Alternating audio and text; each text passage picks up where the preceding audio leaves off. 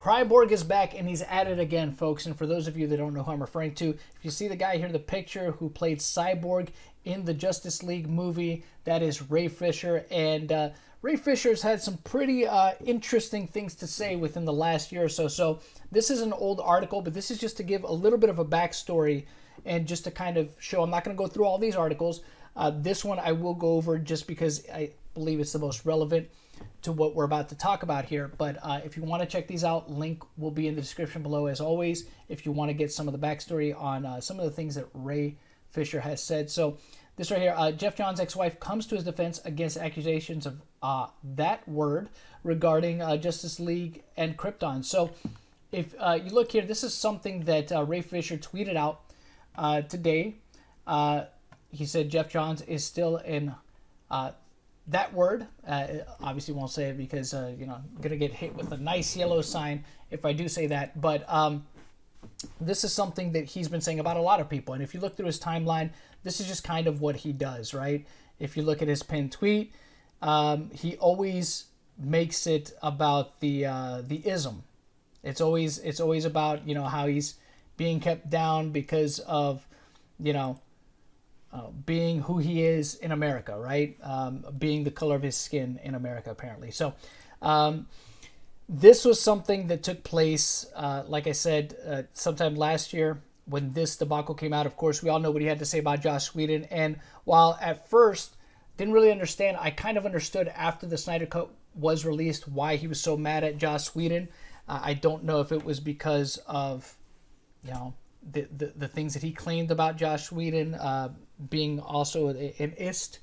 But I can understand why he was upset with Joss Whedon's cut of Justice League, because if you watch the Snyder Cut, his role is much more significant. And I would even say his character is the most important character in the Justice League movie. And if you haven't seen him, you should check him out so you can kind of see what I'm talking about. If you want to, of course, because I understand why people don't like those movies. But you see here, this says Geoff Johns' ex-wife comes to his defense against accusations of ism regarding Justice League and Krypton. So after being accused of ism by Cyborg actor Ray Fisher and the public, the latter over the recent reveal that he pushed back on the prospect of making Superman's grandfather black on Sci-Fi's Krypton, Geoff Johns' ex-wife has stepped forward in his defense. So USA Today reached out to the former Mrs. Johns, Anissa Dorsey, and she is standing by him. In a statement, she said she will always believe in his innocence of these racist stories and fictitious allegations against him. I am a proud, beautiful, strong, and intelligent black woman from Louisiana, and I ran to California to escape realism. Dorsey's statement continued. Geoff has enjoyed and been a part of a black family since 2000, and someone's bad feelings cannot erase that time nor the truth. Johns was married to Dorsey until 2008. Currently, he is married to an Asian woman. This info is primarily per All Caps Comics founder and former DC artist Ethan Van Sciver, who has also publicly defended his friend and colleague against Fisher's charges. And you can see this is a tweet from Ethan, where he says, "Watching Geoff Johns being degraded as a ist and canceled makes me physically ill. He is one of the most gifted and talented creators of the last few decades, someone who knows DC characters inside and out. After having seen Hollywood's bleak take on them, his fight is real." And as we know, look, for those of you that don't know a lot about comics, what you need to understand about Geoff Johns in the early 2000s especially, and he was like on fire. He had like the Midas touch when it came to DC, and he really turned them around, especially in the early 2000s with his work on like Justice Society, his work on the Flash, his work on the at that time newly relaunched Teen Titans book, his work on Green Lantern, things like Green Lantern Rebirth, Flash Rebirth. Just it seemed like he just could not miss just incredible work. And Geoff Johns is one of those guys, one of those writers that, in my opinion, if there is a Mount Rushmore of great writers, he absolutely belongs on it. He should be one of the people on that Mount Rushmore of great writers. Still, Fisher maintains Johns and then Warner Brothers and DC heads John Berg and Toby Emmerich did not want a quote-unquote an angry black man to be the center of Justice League.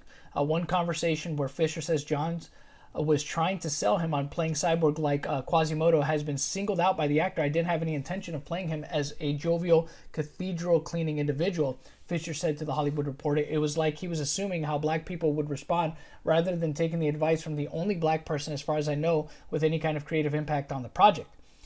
Fisher adds that this conversation was the last time he had spoken with Johns. This is telling, as it indicates he hardly talked to the veteran comic writer and film producer at all. From a personal standpoint, Fisher's biggest gripe with Johns is how he believed the veteran creator to have been an enabler, one among several named by Fisher, of Joss Whedon's conduct during reshoots. Everything else he alleges, down to the incident behind the scenes of Krypton, comes from secondhand intel. The incident from Krypton was shared by Bridgerton actor Regine Page and former Superman and Lois writer Nadria Tucker, a controversial figure in her own right. Cosmic Book News, siding with John's camp, points much of this out and adds Fisher has yet to actually prove anything, and a former federal judge and lawyer that worked the Justice League investigation also said Fisher's claims are baseless. CBN further speculates Fisher and others may have acted on behalf of Zack Snyder to get back cinematic control of DC, with site editor and founder Matt McGloin writing. What is also interesting is that the article at THR is blaming Fisher's Fisher's actions on Zack Snyder, as the THR article offers. For their part, Warner's sources contend that Fisher was being manipulated by Snyder, who hoped to reclaim control of the DC film universe. So I don't know if that's true or not, but I do know that this is something that he's done. He cries about people being is all the time, doesn't really back it up with any kind of substantiated evidence that I've seen as of yet, outside of just his own claim and maybe a handful of people saying, yeah, he's telling the truth. But as you can see, even some of the people that he's citing as witnesses seem to have problems of their own. But again, this has been a consistent problem with good old Cryborg here, because you see here, this is one of those articles, where he talks about that, and really what kind of kicked off the whole thing, I think, between him and Geoff Johns. And you see other things right here, when the whole investigation happened, apparently he was not able to provide any kind of evidence towards his claims. Again, all his stuff was just, hey, take my word for it. And it's just like, it's not how it works. So, yeah, I mean, I can't say for certain that the guy is crying wolf. I don't know exactly what it is that he experienced. Maybe there's some truth to it, maybe not. But it seems like, at least to me, from what I've seen in the way he conducts himself publicly, it seems like he wants to find, discrimination where there isn't really any. You know what I mean? Like he seems to me like one of these people, like, what did you mean by that?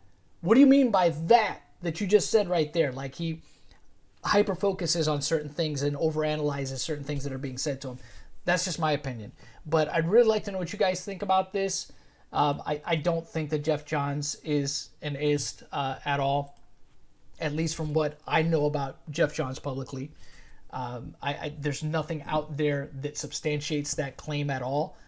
So this is just, in my opinion, a baseless accusation. But I'd really like to know what you guys think. What's your opinion on the situation? Is there anything that you've seen to indicate otherwise? Please go ahead and let me know in the comment section below. Until next time, you all know how it goes. Hunt continues.